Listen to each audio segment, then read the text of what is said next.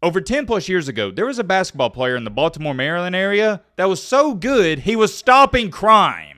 Yes, that's right, you heard me correctly. And matter of fact, his nickname was the Crime Stopper. But whoa, hold on. I know what you're sitting there saying. Matt, why was his nickname the Crime Stopper? And that's a great question, my friend. I'd love to answer it. It was reported and stated that the crime rate in Baltimore went down during his games because everybody was showing up to watch him. He was labeled as a must-see phenomenon, and everybody in the city wanted to watch him play. Just how good was he? Let me give you some cold hard facts. As a sophomore, a 10th grader, he averaged 31 points per game. Oh yeah, you can't forget to throw in there, he was only 5'7". That's the crazier part. How about this? When he played on the United States junior national team, he averaged 40 points per game in a tournament. I think it's more than safe to say he was a man in high school and his future, it was looking bright for him. He wound up committing to Seton Hall, but then out of nowhere, he got into some legal trouble. When he got arrested, this was the beginning of the downfall for Aquille Carr. There's many questions people have been asked about this guy even to this day. But however, it all circles back to the one. And I mean one big question we're going to try to get to the bottom of in today's video.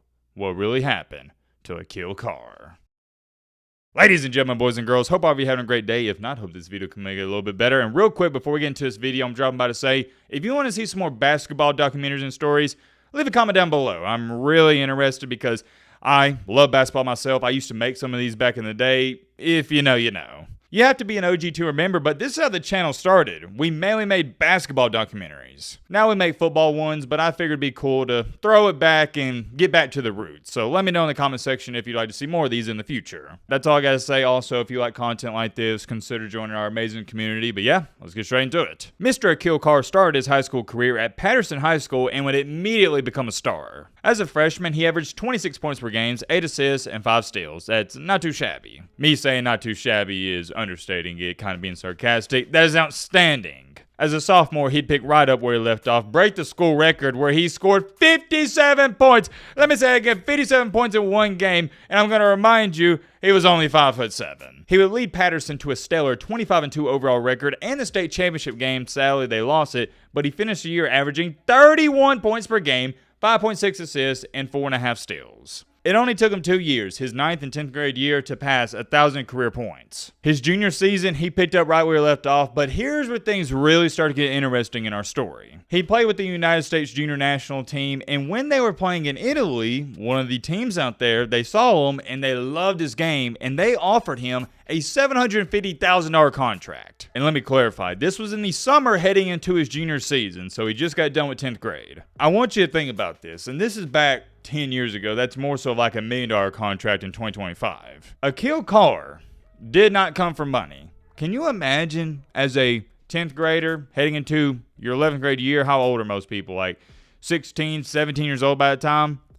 Getting offered $750,000. It's absurd to say the least, but Aquille Carr, he wound up turning the money down and said, "Nah, I'm good. I'm going to finish out my high school career." Would I have faulted him or anyone have faulted him for going after the money right away?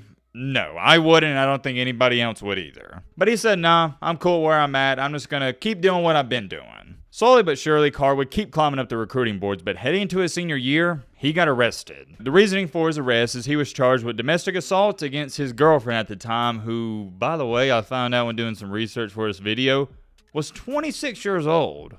Why is that worth mentioning, throwing in there? Carr was still in high school. He was only 18 when he got arrested for this, and they had a child when he was 16. So, yeah, I'm not going to elaborate on that, but you can put 2 and 2 together. A little weird. All I'm going to say is, if the roles were reversed, social media and just people in general, they would have had an outrage. By the way, I'm not talking about the assault. I'm talking about the age gap difference. I digress. Continuing along with the story, I'm going to read you off the official police report. According to court papers, Williams, his girlfriend, his baby mama, whatever you want to call her, claims that she sent text messages to Carr on August 14 telling him that their relationship was over. And Carr responded by asking her to meet him outside of Baltimore Trade School where he was inside taking part in an unidentified activity. When Williams arrived, an argument between the two allegedly ensued. Court papers claim that Carr then allegedly grabbed Williams by the shirt and pushed her to the ground. Williams claimed that he then kicked her in the back and punched her in the head and face before rushing from the scene in his car. It's worth noting that police photographs taken at the scene showed no proof of injury to Williams' face or back, but that she did complain of pain in her left arm, which she was unable to move. She refused all medical attention at the scene. Listen to this. That same day of the alleged incident, Carr, only a few hours after that, put up 56 points in an Under Armour showcase game. I don't think people in other parts of the country understand or remember how big of a deal this was, but if you were growing up in the DMV area when this arrest happened and everyone was questioning, oh, what's Aquille Carr going to do? This was one of the biggest headlines and storylines out there. People were really concerned about his scholarship at Seton Hall because there are some talks and reports going on that they may pull the offer. To make an extremely long story short, he wound up taking a plea deal, which was probably his best option. The best part about this plea deal, at least for Carr, is it kept him out of jail. Didn't have to spend a day in jail. However, he did have to complete a 22-week program on the prevention of domestic violence. So he was very fortunate to finagle his way out of that sticky situation because that could have easily ruined his career, but it didn't. I think it's worth throwing in there and mentioning that incident with his baby mama, his girlfriend, it really caught a lot of people off guard because everyone loved him. It wasn't like he was a guy who was heavily involved in that hood and gangster lifestyle. No. Let me read you off this quote. I know a lot of guys that sell drugs. A lot of them stop for 2 hours just to go see him play. There's a lot of guys that do that. That's why they named him that. He's just a well-liked kid, referring to the Crime Stopper nickname. Aquille Carr, even though he was young, was an inspiration to those guys that was involved in all that stuff they shouldn't be doing. Fast forward in time a little bit, right before he was supposed to sign with Seton Hall in March of 2013, he would tweet out 2 tweets that had everybody wondering, wait a minute, is he not even going to go to college? Here's the first one at 12:42 a.m. March 12, 2013. The money won't always be there. Got to get it when you can. I like how there's no commas or periods. I digress. I turned it down last time, referring to the $750,000 offer from Italy. Not this time. Money bag emojis. 6 minutes later, he would follow that up by saying, I know I'm NBA bound, but who would turn down them meals? How, I'm going to say, crap is right now gotta be crazy. And I'll show you the third one at 1:01 a.m. Should love, I really don't know what that means, will remain the same. I'll see y'all soon. So when everybody saw that, they was like, it sounds like, you don't gotta be a rocket scientist, put 2 and 2 together. He's been talking to Italy again, or an overseas team, about going there instead of going to college. Come to find out, he would confirm this and start telling all these news reporters, yep, I'm not going to Seton Hall. I'm going overseas. I gotta get that money. And hey, I don't blame him one bit. Go get that money. Remember, he had a child to take care of, so he had a family. But here's where things get beyond fascinating for me.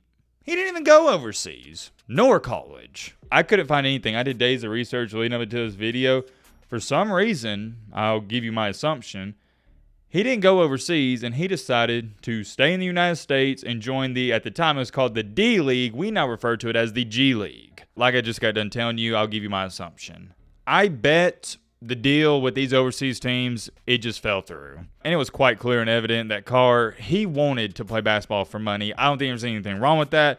The reason I bring that up is going to Seton Hall, that wasn't going to be an option. He wanted to get paid ASAP. Since the overseas deal fell through, he would join the D League and play for the Delaware 87ers. And he did pretty decent for him. In 14 minutes per game, he averaged 10.7 points, almost 1 rebound, 2 assists. Shot 40% from the overall field, not great, but here's what is great. Shot 39% from the 3-point line. I'm not going to hold you. Putting up almost 11 points in 14 minutes, that's efficient. But Aquille Carr would grow frustrated with his lack of playing time, and he expressed that with the team. It didn't go so well, and they let him go. Oh yeah, forgot to throw this in there. Delaware drafted him in the 3rd round with the 43rd overall pick in the D-League draft. After that brief stint with them in 2014, he would officially enter the NBA draft, where he went undrafted. Before we go any farther, and we'll talk more about this at the end of the video, Aquille Carr, and you know what I'm about to say next, we all know I went undrafted. Only 5'7", yes, extremely athletic, but especially nowadays in modern NBA,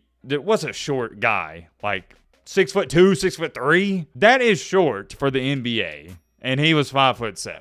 It was size. That's what teams were worried about. Here's where a good debate would get started. Was he skilled enough to play in the NBA? I think you got arguments for both sides. We'll come back to that later in the video. A little foreshadowing. After going undrafted, he would sign with the St. John Mill Rats. Yes, that is a real team out of the NBL, which is the National Basketball League. It was almost like it was deja vu there. Things didn't go so great. Only played in about 11-12 games where he averaged 13 points, but he got suspended twice. He grew frustrated with the team, and that was the end-all be-all there. In 2016, he would sign with the Baltimore Hawks out of the ABA, which is the American Basketball Association. He did just fine there, but you're probably starting to put this together. His career is going in the wrong direction. You're supposed to be leveling up. For example, go from the ABA or the NBL to the G League, or back then the D League, then the NBA. He's going backwards. He also played with the Beltway Bombers in the 2016-2017 season out of the APBL. From 2018 to 2022, he would return back home to the Baltimore Hawks, where everyone welcomed him and he was having a great career. And I'm not trying to discredit the ABA, but yeah, he's putting up all these great numbers against not the greatest of competition. May I remind you, Aquille Carr was one of the best high school players in the nation, so we expected this out of him. Of course, we expect him to dominate the ABA or anything like that. From 2022 to 2024, he would play with the Reading Rebels out of the TBL. If you don't know what TBL stands for, it is the basketball league. I will give him a ton of credit for this. He has stayed out of trouble, so much respect. I know that's the bare minimum, but you got to take into account where he grew up, and he also got in trouble that one time when he was in high school. It's not, I'll say, the easiest thing to do because you can easily get caught up in that lifestyle, but he didn't. And this just hit me. With his career not panning out the way he hoped it would, he could have easily threw his life away and say, you know what, I'm a waste. We see that happen all the time. But he said, nope, I'm not going to do that. I'm going to keep striving for greatness, and I'm going to continue to pursue my dreams.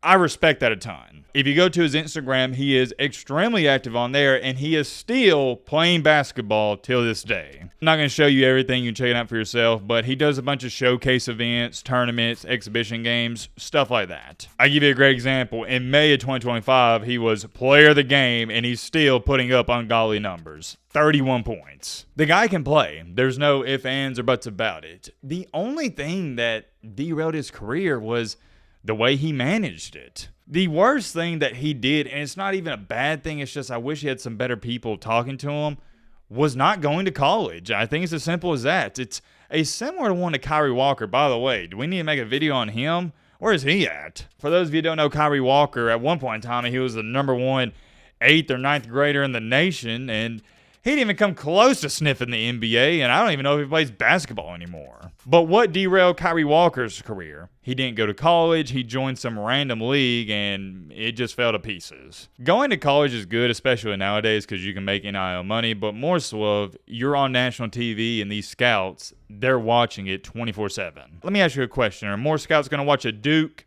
even a Seton Hall basketball game, or an overseas basketball game?